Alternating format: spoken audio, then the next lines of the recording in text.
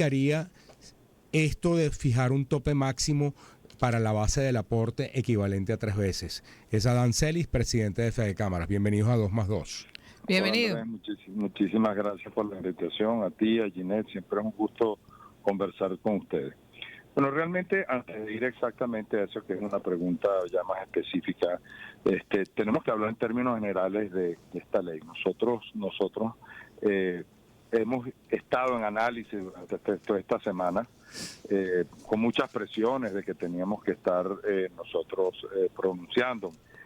Lo que pasa es que nosotros somos muy responsables en el movimiento empresarial. Nosotros nosotros nos expresamos cuando tenemos que expresarlo y cuando ya las cosas salen en Gaceta, como han venido saliendo, y en este momento ya podemos de una forma responsable darle un comunicado al país, ¿no? Esta es una ley que se venía hablando de hace meses. Hemos estado nosotros en negociaciones, que hay que reconocer que han sido negociaciones con el gobierno que han estado basadas en respeto y reconocimiento de las partes, ¿no? Con todo y que evidentemente ante la situación del país, negociar en estas condiciones es un poco complicado, ¿no? Pero bueno, han habido las reuniones en forma continua con el Ejecutivo Nacional, con las primeras figuras del gobierno, y en ese sentido hemos estado nosotros también haciendo la propuesta. Evidentemente, ningún impuesto nosotros lo podemos caracterizar como algo positivo, pero en especial por el momento en el cual están viviendo las empresas. Hoy estamos hablando de que puede haber una carga de los diferentes impuestos que estamos nosotros sufriendo, el GTF, el IVA, el impuesto sobre la renta, los impuestos municipales, etcétera, etcétera, etcétera, que muchas veces llegan casi al 58% de la utilidad de cualquier negocio en Venezuela. Eso es una carga pesadísima, eso te evita que tú puedas tener reinversión en el negocio, que puedas tener la suficiente capacidad de poder llevar tu negocio hacia adelante. Eso informaliza la economía del país porque todo el mundo prefiere ir a la informalidad. Informaliza también a los empleos dentro de las empresas, porque los empleados y en conjunto con los trabajadores buscarán otras vías, ¿no? Entonces eso al incluir este tipo de cosas hace que el aparato productivo o que la vigencia del aparato productivo empiece a verse resquebrajada, ¿no? Pero evidentemente al final el sentido del impuesto o lo que nos transmitieron durante todas las negociaciones es que no es un impuesto, sino que iba a ir dirigido a las pensiones. Evidentemente nosotros tenemos trabajadores de toda la vida que han estado en el sector privado y que requieren de esa pensión. ¿A quién se puede negar? ¿Qué empresario se puede negar a decir que se haya una recaudación a favor de sus trabajadores de toda la vida? Por lo tanto, nosotros en ese sentido, dijimos, nosotros, como el impuesto va dirigido a los pensionados del país, entonces vamos nosotros a colaborar. Ahora pedimos que fueran una serie de condiciones. Pedimos, como ustedes saben, emitimos una nota de prensa y un documento que se entregó a la Asamblea Nacional donde hablamos del 6%, ¿no? Pensamos que era una carga que se podía por lo menos manejar. Y el gobierno puso una tasa del 15% en la ley, hasta el tope del 15%. Bueno, los procesos de negociación, Ginette y Andrés, uno no va a un proceso de negociación y se lleva todo por delante, se lleva todo lo que uno pide. Uno va a un proceso de negociación y al final llega a acuerdos. Llega a acuerdos y ese acuerdo, por lo menos un acuerdo del 9 no es satisfactorio, pero es preferible el 9 a una tasa del 15%. Y ahí vengo a contestar tu pregunta, Andrés. Sí. Nosotros también solicitamos, entre otras cosas, que esto tuviera un tope. No puede existir ninguna ley sin tope. Todo tiene que tener un tope. Nosotros pedimos un tope de 3 veces el salario, y evidentemente esa consideración no se toma en cuenta. Vamos a insistir, esto no es que hay que ver que lo que pasó con las gacetas es el fin del juego. Nosotros vamos a seguir el presidente de la República y el Ejecutivo Nacional tienen la capacidad de seguir modificando este tipo de cosas. Claro, y se logró de 15 a 9%, que también era importante, porque primero era 15, hay que reconocer esa parte se logró. Y antes se hablaba hasta de que fuera un impuesto lineal sobre las ventas, así que en ese sentido avanzamos. Pero también pedimos que se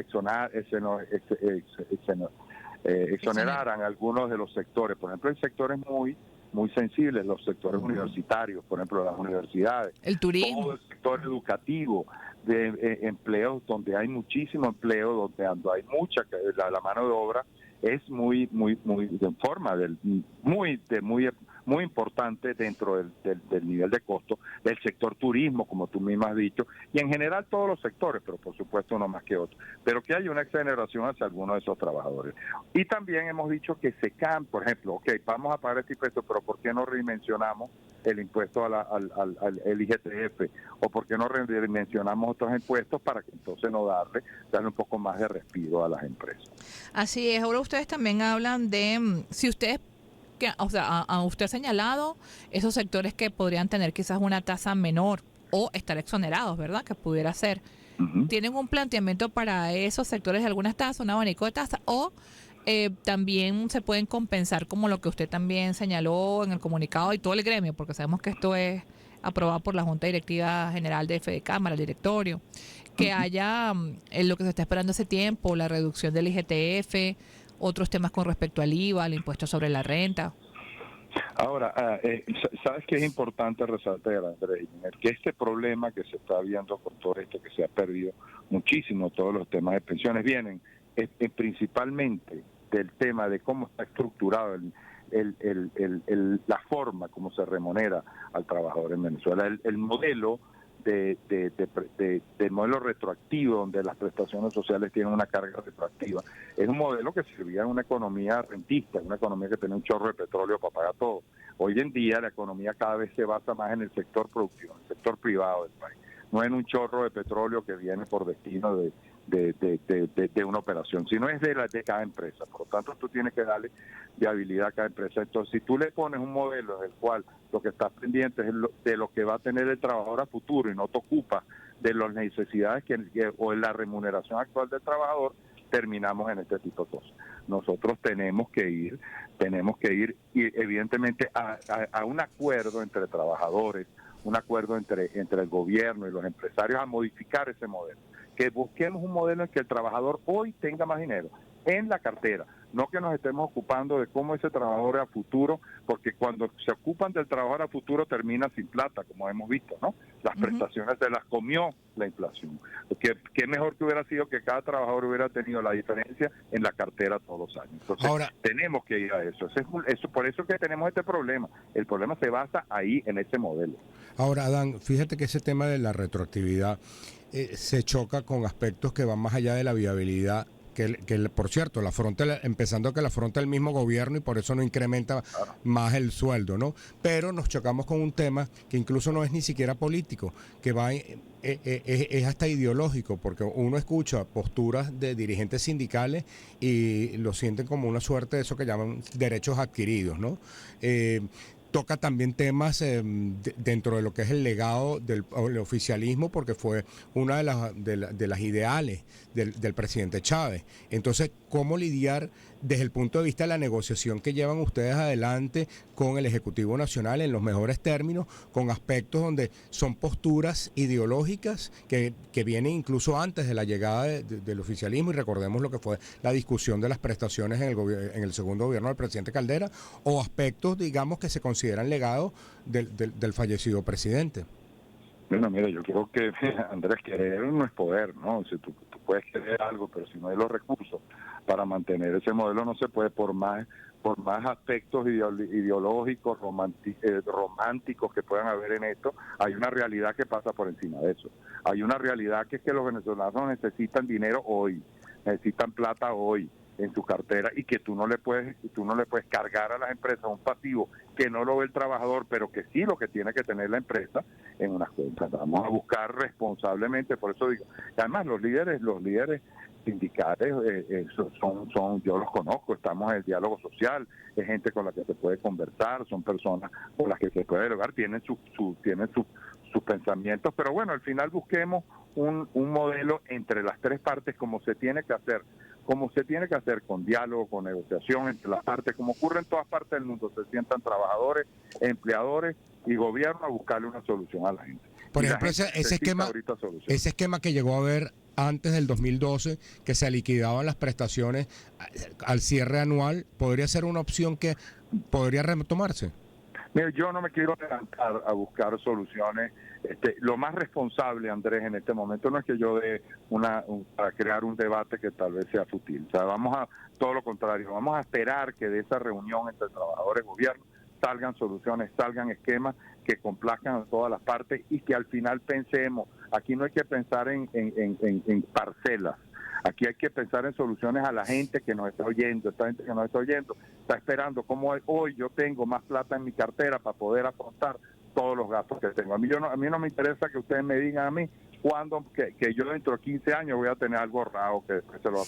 Yo quiero saber cómo afronto mi gasto hoy en día. Pero esperemos a que salga de esa mesa de diálogo, que yo estoy seguro que nos vamos a sentar con responsabilidad, pensando de verdad en el país, dejando atrás todas esas cosas que tú acabas de mencionar, que al final no le dan de comer a la gente. Yo creo que pensar en idealismo y en romanticismo de la época no le mete la plata en el bolsillo y menos la comida a la gente en el estómago, sino que pensemos en la realidad actual que tiene el país. Sí, y hay muchos empleados formales que están activos. Aquí nadie desconoce que hay que mejorar la situación de nuestros pensionados, nuestros jubilados, pero sabemos que no depende 100% del aporte privado, sino principalmente siempre depende en todos los países del Estado, ¿no? Pero tomando en cuenta que dicen que es temporal, porque dicen que es temporal, hasta que quiten las sanciones y haya una mejor economía, que va a durar esta ley, ¿no? En teoría va a ser temporal. Pero Bueno, sí, tomando en cuenta este particular, los trabajadores empleados actuales, que como tú lo dices en tu empresa, en su empresa, y otros son colaboradores, no hay un cliente feliz, sino hay un colaborador feliz, ¿verdad? Es la máxima actual. Pueden decir, oye, ahora con esto nos van a aumentar menos el sueldo a nosotros. Ese es otro temazo. claro, ese es el problema de cómo se ha hecho es exactamente ese dinero que debería haber ido, esos recursos que deberían ir a los aumentos de salario. Nuestra gente va a terminar, por supuesto, el empleador que tiene sus recursos contados, ahora lo tiene que depositar en estas cuentas y no que vaya a la gente que lo necesita. Esa es otra de los problemas que tiene la ley, porque al final los recursos que tienen las empresas son finitos, no son infinitos, no salen de un proceso productivo que tiene una transformación, una compra, una transformación hacia alguno de sus materiales y al final produce unas ventas y una utilidad. Pero si esos recursos nos están dando para seguir y los despasos hay que meterlos en esto, evidentemente nuestros colaboradores y trabajadores son los que van a sufrir. Por eso es que digo que es importante que nos sigamos analizando, que sigamos reuniendo, que sigamos viendo cómo hacemos para que esta ley tenga el menor impacto posible hoy en día en la economía, porque ya estamos muy débiles, las empresas están muy débiles y ponerle una carga más es un problema. Pero nosotros vamos, además, yo siempre te lo he dicho, Andrés y Ginés, nosotros los empresarios de este país, nuestro nombre es empresario, pero nuestro pedido es terquedad. Vamos a seguir insistiendo, tenemos un compromiso con el país, tenemos un compromiso con nuestros trabajadores, con nuestros colaboradores, al final con la sociedad. Y los empresarios en Venezuela estamos dando la cara. Por eso es que estamos en esos niveles de aceptación. Hoy en día el empresariado nacional, el sector privado, está en niveles de aceptación y de confianza muy parecidos a los de la iglesia. Son los factores de mayor generación de confianza, porque la gente sabe que a pesar de que no tenemos electricidad, que no tenemos financiamiento, que tenemos unas cargas fiscales gigantescas, sin gasolina, sin gasoil, todo el empresariado venezolano en todos sus sectores, agrícola, pecuario, construcción, comercio, industria, etcétera, etcétera, turismo, están todos los días abriendo una Santa María, están todos los días yendo a un campo a sembrar, están todos los días cuidando un rebaño, están todos los días viendo un portón o una Santa María, cumpliendo con sus trabajadores y cumpliendo con los venezolanos. Es Adán Celis, presidente de Fedecámara. El documento también hay aspectos impositivos que ustedes han reiterado en otras oportunidades y lo enfatizan en este texto, que tiene que ver con la eliminación del aporte del impuesto a las grandes transacciones financieras y el tema de enterar el IVA que regrese al periodo mensual y no esto quincenal que obedeció en un momento dado a abordar el tema hiperinflacionario. ¿Ven viable por lo menos que al menos en el corto plazo se pueda concretar que el pago del IVA sea mensual? Bueno, mira, o sea, todo eso que tú has dicho son unos requerimientos que hemos estado pidiendo a lo largo del tiempo. Por ejemplo, el tema del IGTF, por lo menos en bolívares, que se elimine. El IGTF fue de verdad un freno a la economía muy importante. Íbamos avanzando y se iba creciendo ahí ya en el año 2021, en el 2022, y de verdad ponerle haber hecho este impuesto le puso un paro al carro que venía avanzando, ¿no? Pero bueno, nosotros decimos por lo menos que se rebaje la alícuota. Lo ideal es que se elimine, pero si no, que se vaya rebajando en forma gradual, pues irlo bajando poco a poco cada uno de estos impuestos. Lo que tú acabas de decir, el IVA es fundamental. El IVA tiene que ir a mes, no el IVA quincenal.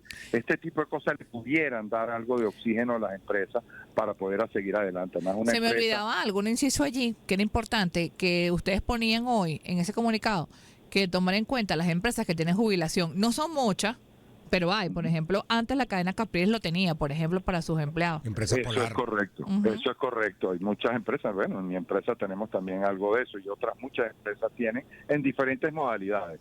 Eso hay, lo que puedo alentar es que hay un compromiso de parte del superintendente del banco de revisar caso por caso de aquellas empresas que tienen planes de jubilación o tienen algún tipo de programa de jubilación, para que se analice cada uno y esos programas que se tienen en las empresas sean deducibles de esta cuota, evidentemente, para no perjudicar los planes que ya tienen las empresas con sus trabajadores, porque evidentemente si una empresa tiene que pagar esto y adicionalmente tiene que tener otro programa de jubilación, uno es obligado y el otro, como el otro es independiente, que lo haga personas, van a terminar afectando a los trabajadores. Correcto. Pero el superintendente de verdad se ofreció en las negociaciones a analizar caso por caso y darle la agilidad necesaria que uno debe.